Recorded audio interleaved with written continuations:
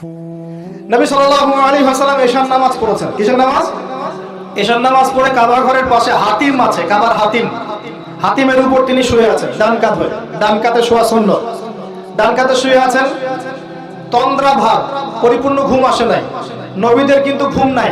নবীদের ঘুমটাও কিন্তু, নবীদের ঘুমের মধ্যে যা আসে আল্লাহর পক্ষ থেকে সেটা ওহী। নবীদের দেহ ঘুমায়, অন্তর কিন্তু ঘুমায় না, মনে রাখবেন। নবীদের কি ঘুমায় না? কলব, অন্তর কিন্তু ঘুমায় না, মনে রাখবেন। এবার তিনি শুয়ে আছেন, হঠাৎ দুইজন ফেরেশতা আসলেন। কয়জন ভাই? একজন জিবরাইল আলাইহিস সালাম, একজন মিকাইল আলাইহিস সালাম। এসে নবী সাল্লাল্লাহু আলাইহি ওয়াসাল্লামকে আস্তে করে জাগিয়ে দিলেন। জাগিয়ে নবী সাল্লাল্লাহু আলাইহি ওয়াসাল্লামকে হাত ধরে নিয়ে যাচ্ছেন। কোথায়? পাশে জমজম কূপের পাশে। পাশে জমজম কূপ আছে, দেখেছিলেন না?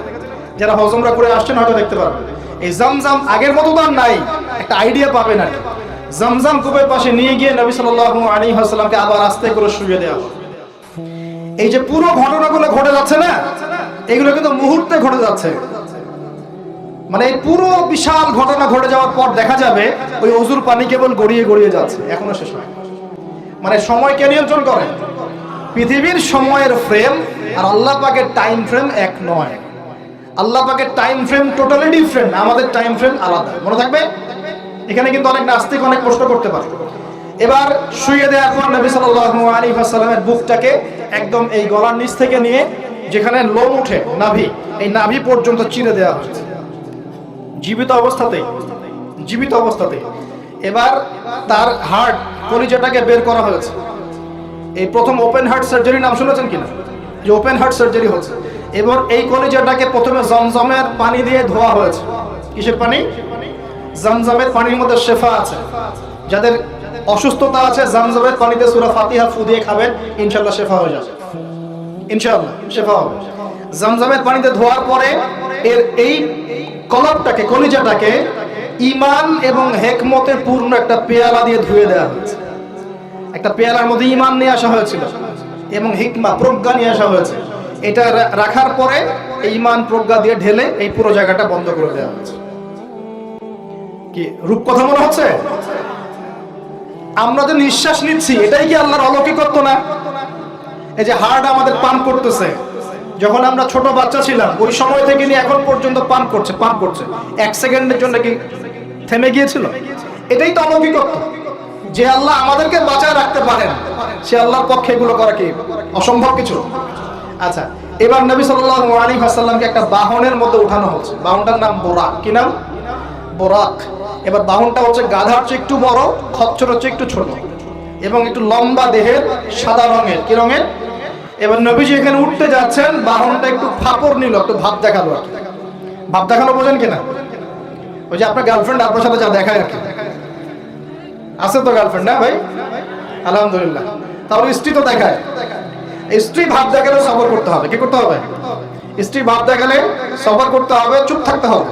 এগুলো টিপস শেখেন, নাহলে বড় সমস্যা হতে পারে। স্ত্রী ভাব দেখাতে পারে, তখন সবর করতে হবে, চুপ থাকতে হবে। পরে দেখবেন ভাব নিজেই আবার ঠান্ডা হয়ে গেছে, ঠিক আছে? আর নিচে গরম হয়ে গেলে সমস্যা। আপনি গরম হয়ে গেলে পুরো একদম তরকারি পুরো যাবে একেবারে। কথা বুঝতে পারছেন? আল্লাহ বোঝার তৌফিক দান করুন। বোরাকটা ভাব নিচ্ছে আর কি। এখন বোরাককে জিবরাইল আলাইহিস সালাম বলছেন, এই শোনো, তোমাকে সৃষ্টি করার পর থেকে, ভালো করে শোনেন, তোমাকে সৃষ্টি করার পর থেকে মুহাম্মদ সাল্লাল্লাহু আলাইহি ওয়াসাল্লামের চেয়ে শ্রেষ্ঠ কোনো মানুষ তোমার গায়ে পা দেয় নাই।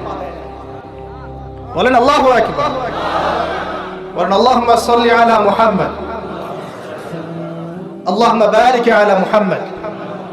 তোমাকে সৃষ্টি করার পর থেকে মুহাম্মাদের চেয়ে সাল্লাল্লাহু আলাইহি ওয়াসাল্লাম শ্রেষ্ঠ কোনো মানুষ তোমার পিছে ওঠে নাই। সুবহানাল্লাহ। জান্নাত থেকেই বাহনটা নিয়ে আসা হয়েছে। কোথেকে? জান্নাত থেকে। এবার তিনি বোরাকে উঠলেন। বোরাক, ও আচ্ছা, বোরাক এই কথা শুনে কি করলো? বোরাক এই কথা শোনার ভাব তো চলে গেলই গেল, ও ঘামা শুরু করেছে, ঘামা শুরু করেছে, ঘামতে শুরু করেছে। অনেক সময় হয় না যে বড় কোনো ব্যক্তির সামনে গিয়ে মানুষ থরথর করে কাঁপা শুরু করেছে, ও ঘামা শুরু করেছে। এবার নবী সাল্লাল্লাহু আলাইহি ওয়াসাল্লাম উঠে বসলেন, বিসমিল্লাহ। এবার চলছে। কোথার দিক, কোন উদ্দেশ্যে চলছে? নবীজি বলছেন সাল্লাল্লাহু আলাইহি ওয়াসাল্লাম, আমাদের চোখের সীমা যতদূর পর্যন্ত যায়, বোরাকের একটা পাই ততদূর পর্যন্ত যাচ্ছে। কখনো সূর্যাস্ত দেখেন নাই? কতদূর পর্যন্ত তাকানো যায়? ওই যে সূর্য ডুবছে অতদূর পর্যন্ত বোরাকের একটা পা চলে যাচ্ছে। নিঃসন্দেহে আলোর বেগের চেয়ে বেশি বেগে যাচ্ছে। যদি যারা ফিজিক্স পড়ছেন, এই যে অ্যাস্ট্রোনমি নিয়ে পড়াশোনা করছেন, আপনারা তো জানেন আলোর বেগের চাইতেও যদি দ্রুতগামী কোনো বাহন আবিষ্কার করা যায় তাহলে সময়ের চেয়ে বেশি দূরে যাওয়া যাবে না? যাওয়া যাবে। বোরাকের গতি নিঃসন্দেহে আলোর গতির চেয়ে বেশি ছিল। এবার নবী সাল্লাল্লাহু আলাইহি ওয়াসাল্লাম বলছেন যে আমরা যখন বাইতুল মাকদাস, ওই যে বাইতুল মাকদিস, ওই যে মসজিদুল আকসার ওখানে গেলাম, জিবরাইল আলাইহিস সালাম একটা পাথরের মধ্যে ফুটা করলেন, সেই পাথরের মধ্যে ফুটা করে বোরাকটাকে বেঁধে রাখলেন। আর এই পাথরের ফুটার মধ্যেই সমস্ত নবী রাসূল, এই পর্যন্ত যত নবী রাসূল এসেছেন, ওই ফুটার মধ্যেই তাদের বাহনকে বেঁধে রাখতেন। সুবহানাল্লাহ।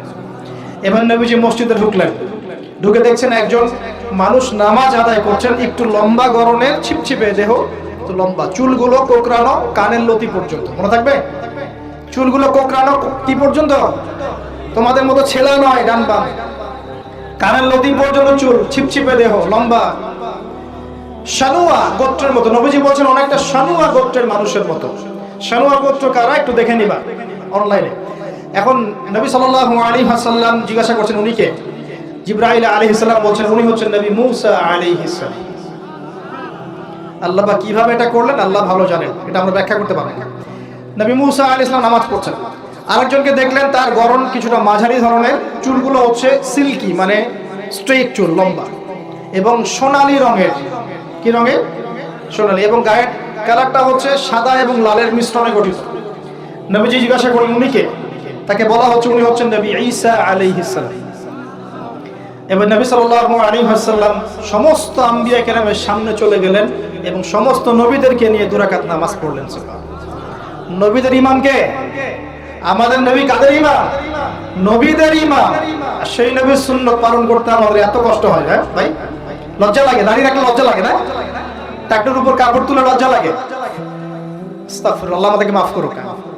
আমরা সর্বশ্রেষ্ঠ মানুষের উম্মত, সর্বশ্রেষ্ঠ নবীর উম্মত। আল্লাহ পাক আমাদেরকে যোগ্য উম্মত হওয়ার তৌফিক দান করুন।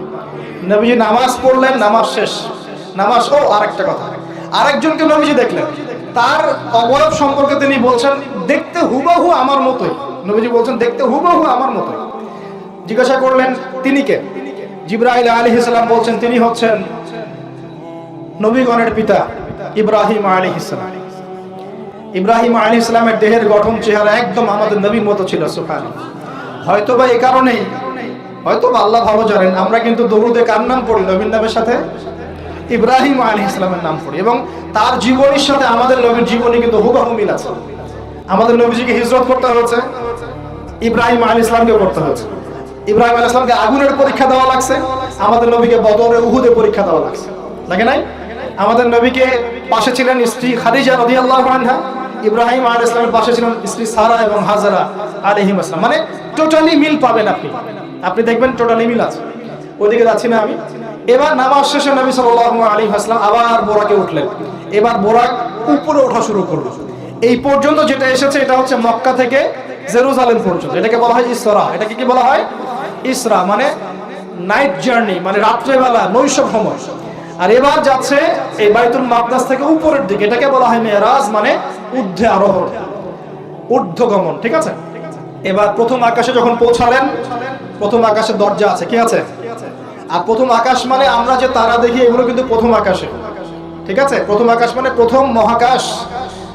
শুধু এটা নয় যে এই যে ওজোনোস্ফিয়ার, আয়নোস্ফিয়ার যেটা ভাগ করেছে এগুলো নয়, আমরা যা দেখি এগুলো সব হচ্ছে প্রথম মহাকাশের অংশ। এখানে দরজা আছে একটা, আমরা দেখতে পারি না। এখানে গিয়ে জিবরাইল আলাইহিস সালাম দাঁড়িয়ে গেলেন, নবী সাল্লাল্লাহু আলাইহি ওয়াসাল্লাম দাঁড়িয়ে গেলেন। ওই দিক থেকে আওয়াজ আসছে যে কে? জিবরাইল আলাইহিস সালাম বলছেন যে আমি জিবরিল। আপনার সাথে কে? বলা হচ্ছে আমার সাথে হচ্ছে বিশ্বনবী মুহাম্মদ রাসূলুল্লাহ সাল্লাল্লাহু আলাইহি ওয়াসাল্লাম। আপনাকে কি পাঠানো হয়েছিল তাকে আনার জন্য? তিনি বলছেন হ্যাঁ। তিনি বলেছেন হ্যাঁ, বাস হ্যাঁ, কারণ তিনি সাদিকুল আমিন। এবার দরজা খুলে দেওয়া হলো, তিনি ভিতরে ঢুকলেন, দেখলেন সেখানে একজন ব্যক্তি যিনি মাশাআল্লাহ ডান দিকে তাকাচ্ছেন, ডান দিকে অনেক আদম সন্তানের আকৃতি আছে, ডান দিকে তাকাচ্ছেন হাসছেন, বাম দিকে তাকাচ্ছেন, বাম দিকে অনেক আদম সন্তানের আকৃতি আছে, বাম দিকে তাকিয়ে কাঁদছেন।